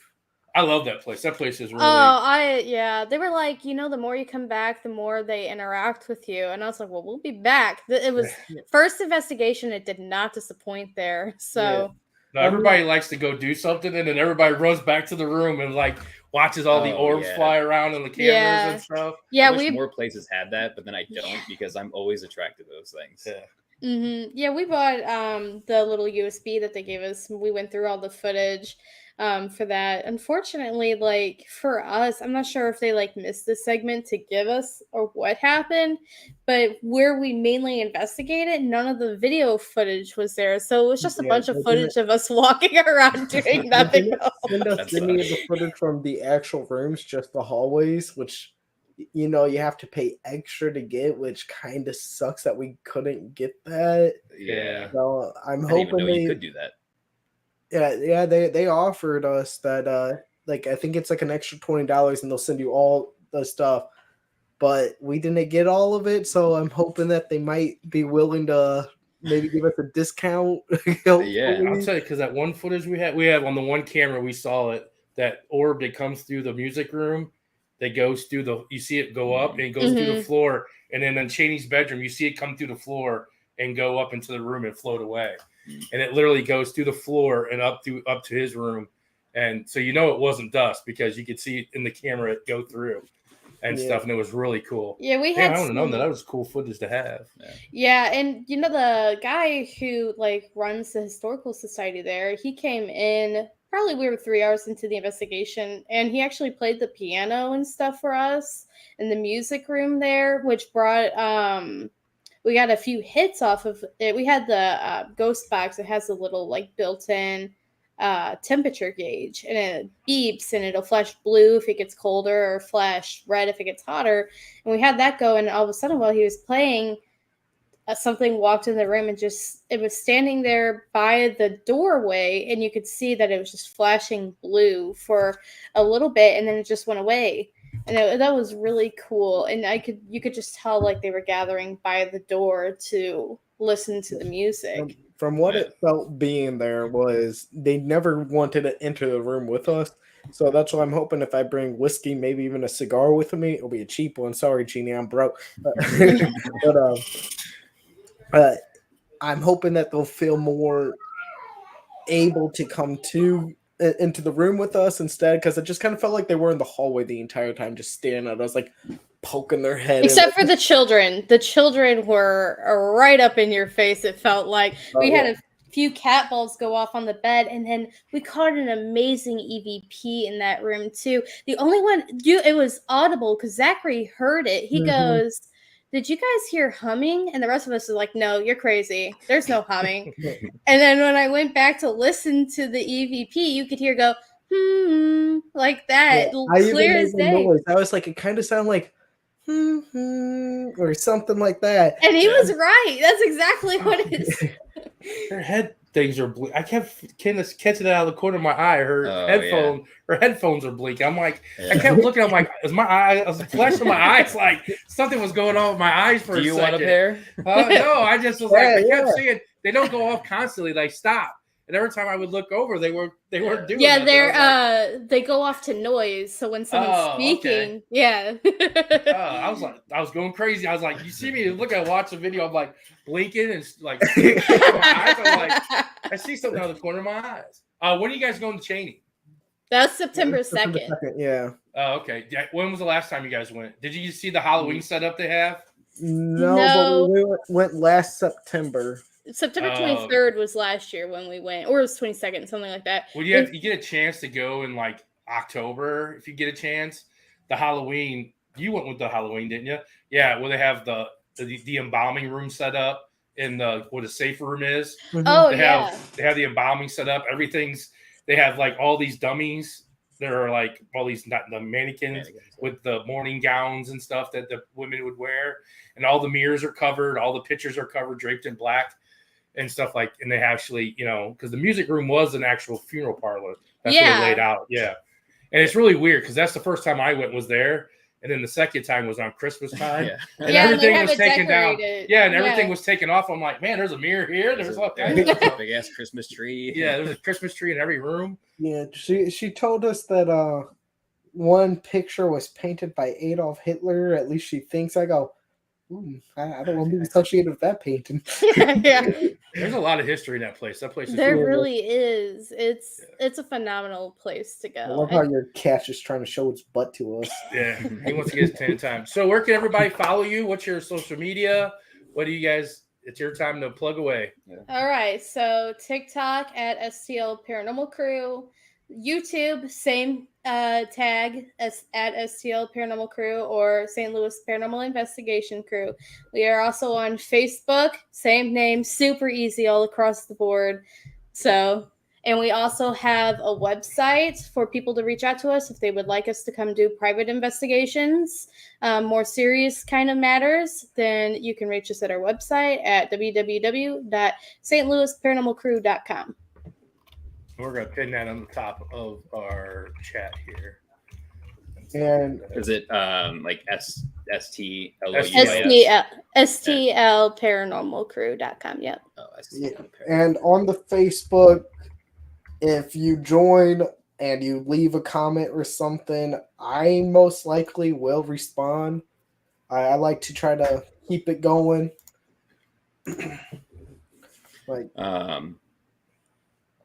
I mean, we with everyone. Sorry, we found you guys on TikTok, which has been a wonderful kind of platform of reaching out. Because like originally we were just like, I mean, obviously there are other people in St. Louis, in even a larger scale. There's other people in Missouri, but there's not like a paranormal yellow pages. No, there's not. I think everybody knows about the Paranormal Research Society here because they're like the front and center, but there's a whole bunch of other smaller crews around here that they do their own thing, and it's not, and they're just like the Limp Mansion. That's their whole thing. And like we said, nobody in this area goes to the Limp Mansion. Yeah.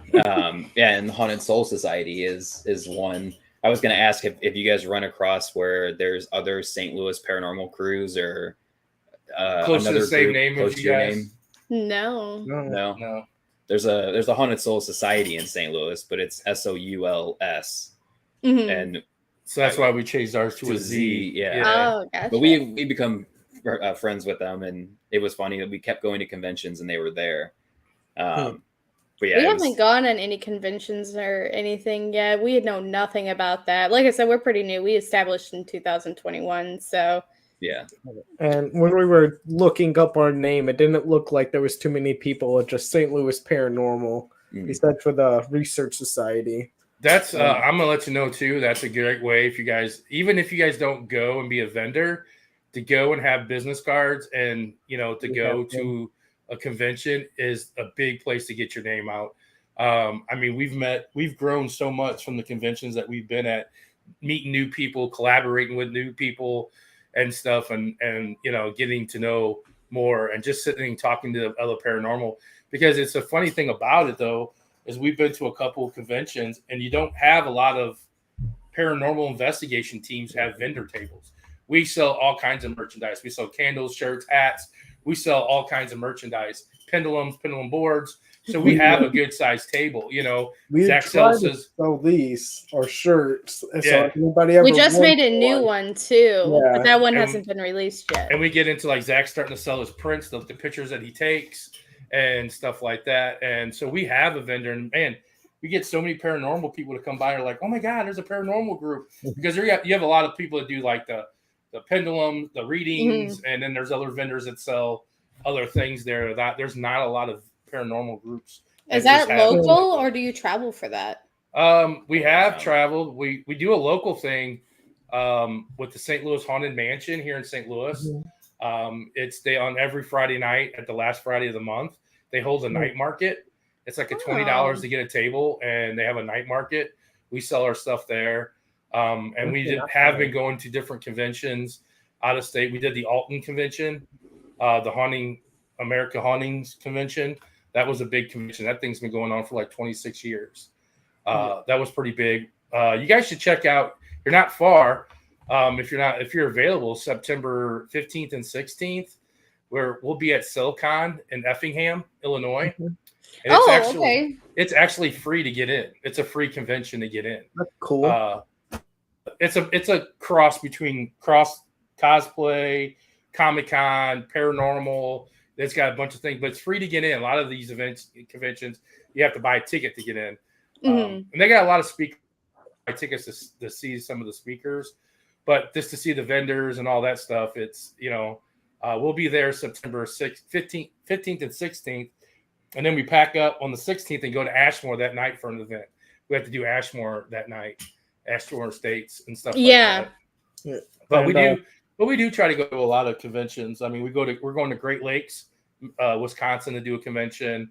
We'll be at the Dark Art Odyssey in DeKalb, Illinois. That's in November and stuff like that. So we just try to get our name out and stuff. And then we just help you guys. And that's what our podcast is about, is trying to get people to come and have people like you guys on to spread your name, to get people to, free advertisement and stuff like that. So yeah, we are trying to get to 1,000 on TikTok, because the goal is to try and be able to go to live for Mineral Springs. Like now, it's not looking like that's going to be the case. It'd probably be the next investigation we go on where you hit the number. But like you said, TikTok is such a good, and people are so supportive of the community. Where are you at on TikTok? 660 followers, I believe. Yeah, I remember when we were there. 692. Everybody that's here, go follow them on TikTok. People are here, go follow TikTok, and we'll put a post out for you to help you out. We'll put a post out on our TikTok. We can do that to follow them or whatever. I will say I'm pretty grateful though with the TikTok, because our Facebook and stuff, our YouTube's pretty low, which that doesn't bother me. None of it really bothers me, but our TikTok within like the past 2.5 weeks went from stuck at 63 followers to a boost of 600 within 2.5 weeks, like 600 followers, which that's pretty good when we're a little bit nobodies in St. Louis, we were at the same way, man. We were at 600 for the longest time, and we just couldn't get it. And I'll tell you what I did. I went on those follow trains and videos, and I got us 400 something in 3-4 days, and we went live. We finally got that, and then once we went live and started getting all the other ones, I kind of and stuff. But that's how I had to do it, because it was we were putting out posts every day. He was trying a joke a day. You're doing the joke a day on there. That's what we've been doing right now. It was just not. It wasn't working for us. I was we both run the TikTok. And she's the one that does the memes. I'm the one that mainly does the just normal investigations. I'm not the best when it comes to that type of. I'm not funny. I'll let her deal with the funny stuff. I'm just here to post the paranormal investigations. Yeah, once we got on TikTok, we jumped from 1,000 to over 2,000 quick. It wasn't very long. Yeah, and it's becoming that time of year where people are going to be looking up paranormal investigations and stuff. So many people in there. Yeah. I mean, and the big thing is there's so many within the TikTok community and the paranormal community. There's so many people that obviously just want to share, help out, join for investigation, stuff like that we have met. And I'm sure you guys have done this. If not, but just look up anything related to paranormal. Yep. Even out of state. I mean, I've started adding people in Texas and Florida. Yeah. Because 9 times out of 10, you share that one common interest, they're going to follow you back. Yep. Hopping in their lives, just getting that name out there was huge. Every day I was in one person's live or a couple people that were paranormal, and it got to the point where they're like, "Oh, hey, Haunted Souls is back," and it's like now they've said your name. And you'll go back to that notification, you'll see 10 people have followed you. Yeah. And it just kind of slowly grows from there. But I was going to say, I will go on and follow you guys on obviously we follow you on TikTok, but we have 2 Facebook pages. We have our main Haunted Souls Paranormal page, which is our company page that we run.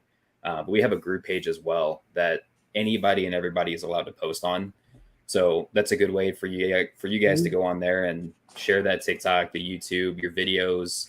If you're going to an event, there's also people that say like, hey, we're going here. We got a couple extra spots or whatever. I feel like it's been pretty neat to see it, and it's been pretty active. We've got like over 500 on there, but like our main Facebook is like 1.3, I think. Yeah. So. Yeah, we have 2 as well. One more for the professional side, and the other for people to join. Yeah. But the scam accounts, the spams was just so much that we have. Facebook's really bad about that. We have to have it where we have to accept. Like people are still able to share stuff, but we have to click accept on it first now. Yeah, and that has made the scam bots, whatever, go whoosh. Yeah, we had a problem with that with Temu for a while there. Yeah. Everybody wanted to tag Temu stuff in our. Oh, it's always Amazon. Yeah. Well, it was cool to have you guys on here. Like I said, I came across your page and I'm like, oh man, another St. Louis group. Even if we couldn't get you guys on, joining you guys or something like that. So it was cool that quick of a turnaround for you guys to come on here. Let us email us that one thing, the event going on, the free one. Yeah. And I'm off not Fridays, but like I get off at 3:30 on Friday. I'm off on every weekend, so that'd be something I could try to do. So let us know where it's at, and I'll try to make it up there. Yeah, I'll email you the Silicon. It's in Effingham and stuff. It's at the mall, I think, or something. I can't remember something like that. What it is, but it's supposed to be pretty big. I mean, they got a lot of good speakers and stuff like that. So they're saying it's a good turnout and stuff like that. So that's the only thing you're iffy about in those conventions of who's going to come and who's not going to come. But I figured with cosplay and all that stuff, that's usually pretty big. Yeah. Turnouts and stuff like that. But we're pretty good nerds, so yeah. If you guys ever want to collab or do stuff, or if you guys got like empty space and you guys need help with, hey, we're short and stuff, we pretty much have our weekends. I mean, we have our main events posted. We have 3 left and stuff, but for the year and stuff. But we're always looking to go and investigate other places and stuff like that. And do other thing and just to collab with other groups and stuff, and because there might be some things that you guys do that we don't. There might be some things that we don't, and we learn and stuff. And it's all about learning and putting together and stuff. Yep. Yeah. Well, we appreciate you guys having us on. This has been a really great opportunity. We appreciate that. Now, do you guys have a podcast? We do. We do. You gotta advertise your podcast. Yeah, that's on our YouTube channel. Yeah. Okay. So they do have a podcast. It's on their YouTube. Go follow them. Subscribe. How many subscribers do you have? 16. 16. Yeah, the YouTube channel is pretty new. We were originally doing all our ghosts and stuff was on my main channel because I run an anime and webtoons channel on YouTube. So for the longest time, that's where it was. And we just switched all of it to the official YouTube page. So it's brand new. So everybody go on and subscribe to them. Watch their YouTube. I told her, I said, I don't think a lot of paranormal, I mean, I'm sure some paranormal people are weebs like us, but I'm sure a lot of them aren't wanting to go in and be like, anime. Oh, ghost. Hey, don't feel bad. We're at 206 or 204? 202. I thought it was 4. No. 2? Yeah. Yeah, we're only at 202. So it's not like we got 1,000 subscribers. I mean, it would be nice, but yeah. It's a little harder with YouTube, Yeah, it's a little harder YouTube, with YouTube. I think people are a lot pickier about who they choose to subscribe to. Yeah. I guess if I was playing Madden, it would be all right. Everybody would be on There's always something. It's always something. You see these people and that. But yeah, we give giveaways. We gave a giveaway at 100, 250. We're giving a giveaway, a drawing, 500. We're giving, and then once we reach 1,000, we're giving away a free investigation, 2 tickets to one of our events and stuff. So we're slowly going. I mean, it takes time. I know me. I want to be I want to be there and and do it, and stuff. But we appreciate you guys taking your time to come on and everything. If we ever want investigations that are opened up, well, we got your email, so let us know. We're always willing to come investigate. We need extra people. And stuff. I'll shoot out if we got extra. We don't do just events. I mean, you can look at our event and stuff like that. It's at least you don't have to worry about, having to have all that money to rent a place and stuff. So Yeah. and everything. But yeah, thank you for coming on and everything. Everybody go follow STL Paranormal Crew on YouTube and TikTok. Get them up so they can go live. We need to collab and go on live, and they can come on our live and get everybody to come over and We have to reach 1,000 to be able to do it. So that's the goal. Mm-hmm. We had to work out something where you guys can be on our live. Yeah. We have to go do something small or something, and that way you guys we can promote you and get you to that 1,000. Oh, we are always open to anything, just email or send a message or whatever, and we'll and you guys got Mineral Springs this weekend, right? Yes, Mineral Springs. Have fun. It's a great place. Oh yeah, first time. Yes, definitely the sub basement. That's Zach's favorite place. Yep. The big, deep, dark basement. We're gonna have Zachary go swimming in there. Yeah. That pool's pretty cool. That pool, you'll hear a lot of things there. A lot of things, and there's something dark that don't like the other ghosts to speak a lot. So oh no, you have to. There's a guy that don't like us making money off their spirits. Oh, I see. Yeah. So all right. Well, thank you guys. Have a good enjoy. Thank you this weekend. All right. Thank you. All right. You guys have a good one. All right. Oh, I cut her off. Oh, sorry. Oh, they were pretty cool. Yeah, it was cool to have another group on. I don't even know if anybody is wanting to play. Talking about our weekend. Yeah, I was gonna say on the thing though when you were said it earlier, but that Stacy just jumped right into that Estes. Yeah, she. For someone that didn't want to go on ghost hunts, boy, she really just. I do like it when we got there, though. I don't mean to pick on you, Stacy, but it was kind of funny. She sat in the chair. She's like, "I don't want to go nowhere right now." She's like, "I don't want to go anywhere right now. I'm just gonna sit here, gonna warm up to the building." But yeah, she jumped right into that. She jumped right into the Estes, and I was like, "Wow." She volunteered very quickly on that one. I mean, even some of the other ladies, was it Sandra? Sandy, yeah. It took a second, but she hopped in.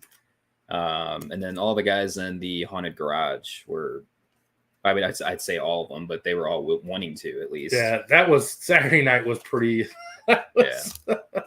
So we did. So Friday we had the event. Saturday we had to cancel the event because we didn't sell as many tickets. That was a big for my St. Louis people really let me down. Minnesota kicked their ass, man. My Minnesota peeps kind of dropped the ball, so we had to cancel Saturday. But we had haunted garage in there, and they came out to collaborate because we're going to be hopefully doing some stuff with them in the future. I have a meeting with them this weekend. And everything. But it was great. They never seen the Estes method. And man, they jumped right in. Those guys were all Jeremy was just shot. I can't think it was beef curtain. That was like, who gets a word beef curtain? I came down at a weird time. It was like over semen. Yeah, he said beef curtain. I was like, what the hell? I was like, how do you get beef curtain out of a spirit box? What did I walk into? But yeah, it was a good time. It was hot. Let me tell you. Yeah. That building is hot. But it was a great time. We got some good stuff. So very intelligent. That place is haunted. I can tell you that, man, for a fact. That place is definitely haunted. It was an interesting weekend. Yeah. And the gangsters do not like to talk. Never do. No. That lady was very upset with me too and told me to shut the fuck up and get the fuck out. Multiple times too. Yeah. And I kept telling them too when because my rotation was I had Phasma and we did Estes, and then I also had Necrophonics. So when I was explaining to them, like, there's no cuss words, there's no names, but of course they'll come through. And the one thing that I always seem to say is, when you do get it, it's surprising. But for us, the number one thing that comes through is asshole, because they like to call a certain person in our group that name. Yeah, I wonder who. I wonder who that one is. And then whenever some people in real life talk about that too. So whenever she put those headphones on, man, it was F you, F this, just, all over the place. I'm like, damn. Did it do after I left? I don't think. Well, I don't think so because she took them off. Oh, But it was cool. It was. I mean, we got to meet some of those guys at that convention. But it was cool to meet the whole team. The two members that weren't there, we finally got to meet. Travis was hilarious. Yeah, it was pretty funny. I'm in the process right now of Madison and I, when these guys were downstairs doing Estes, a lot of people in the live were wanting us to do something. We were just sitting there. So Madison and I went upstairs. We took a couple trigger objects with us, and kind of got to talk to somebody who was caught cheating in a dice game there and was killed because they were caught. They had a wife and kids and also a mistress that they spent all of their money on. Well, that's pretty much. Well, and a wife, a mistress, and kids, that would pretty much drain you. Yeah.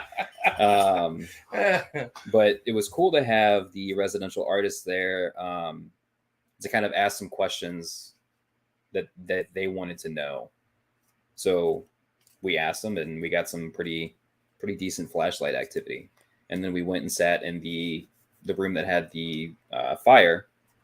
And at that point is when Travis came up, and we saw his light. We saw his flashlight, and we were wondering what it was at first. We just thought it was him. And then on TikTok, it was a little harder to see behind us. But we felt him come in and sit like how we're sitting right now is how Madison and I were sitting. And he sits right behind us, shines his flashlight in his face, and he just appears. So, that was kind of weird. Yeah. I was watching the back. I was like, "Oh shit, he did!" Yeah. So I'm going through the process right now of getting that made for a TikTok video. So be on the lookout for that. Yeah, it was Fabian. It was kind of at that one point he was doing. I don't know. I never got to really talk to him to find out. I know he said like him and his grandma like some kind of Spanish spirit stuff, but he was doing some symbols and with water and stuff like that, and he kind of got up and walked into a room with no flashlight, walked around the room, kind of stared, and then he walked by himself with no flashlight back into the area where he had to walk through two different rooms to get to the burnt room, and he was just standing there, and we were following him with a infrared camera to see if there was anything going on around him or something, and we asked him what he was feeling, and he was just like, I don't know, it's like in my chest and my lungs, and it's hard to breathe, and like, choking, and I feel like, and then he's like, man, I just feel like I'm burning, my insides are burning and stuff. And then Frankie's like, you know where you're at, turn your flashlight on. And he turned his flashlight, and he was in the middle of that burnt out body spot on the floor, and he was like, oh, I gotta go. And then he just left, and Zach said he came down, and he was pretty yeah, he just had that like look on his face, and he was like wrapping himself up, like he just didn't know what was going on. Yeah, and he went outside for a while, and it was weird just because like they were already upstairs because we had just came from outside, and that's when we decided to join them. We walk up, and he was already sitting on the floor with his hand dipped in a thing of water and like a candle, and I'm like, I thought he was dipping in wax. What is going on here? Yeah. And then I looked down because I was trying to debate if we were going to go live again. And I didn't want to have a bunch of lights on, and because they were just doing their thing. And so I looked down, I'm looking at my phone, typing, what we were about to do, blah, blah, blah. I look up, and he's gone. And I'm like, what the hell? And I look over, and he's like drawing symbols on the mirror. I'm like, what am I missing? And then I look down again, look up, and he's gone. And I'm like, now where's he at?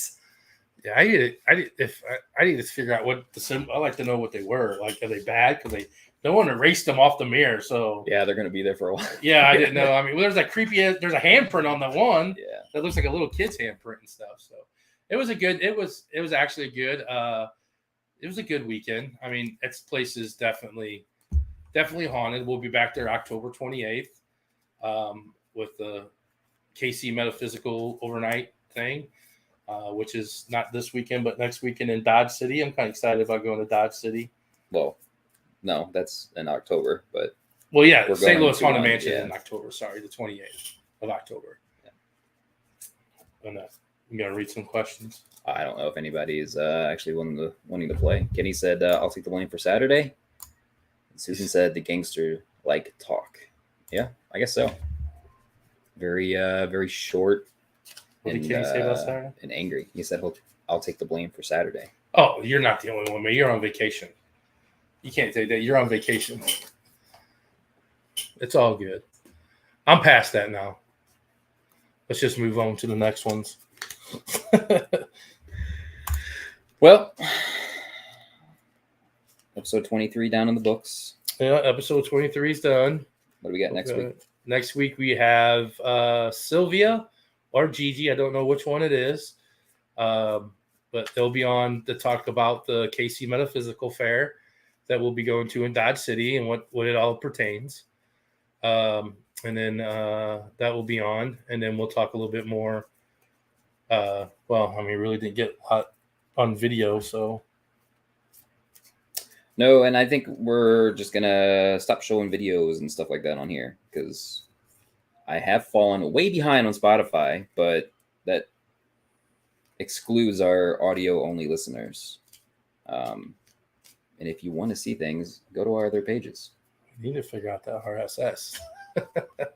Well, we need to figure out a lot of things. We do? Yeah.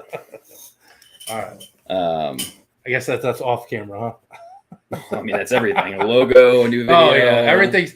Bear with us. Everything is about to change. The question was asked, 2 weeks ago about Doug. So this logo's changing. That logo's changing. Just certain things are going to be changing.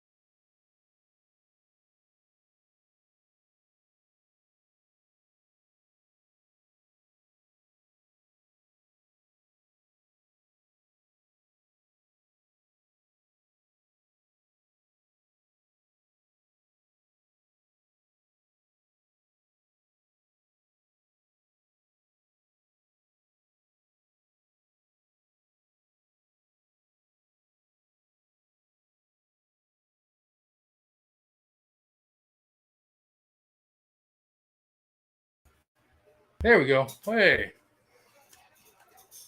Yeah, that's another thing that we have to get fixed. He said OG shirts are going to be worth some money someday. Maybe. Yeah. Kathy, yes, we are frozen. We have Wi-Fi issues. Yeah, that's another thing that has to get fixed. Yeah. All right. You got to fix that. But with the Wi-Fi issue and everything, we thank everybody for watching. Stay tuned. Next week, like I said, we'll be on the KC Metaphysical. Next weekend, we will be at Dodge City, Kansas, overnight. If anybody wants to travel to Dodge City, home of Wyatt Earp and all them, you can come investigate with us. With the investigation, you get a 2-day pass to the fair, get card read, all the free lectures. You get a spiritual gallery with Heidi and everything. So you get to come hang out with us too. Really cool location, really old location. Follow our friends at STL Paranormal Crew just to help out. Yep. Anything else, sir? Nope. Thanks everybody for watching us this week. Appreciate the support. Stay spooky.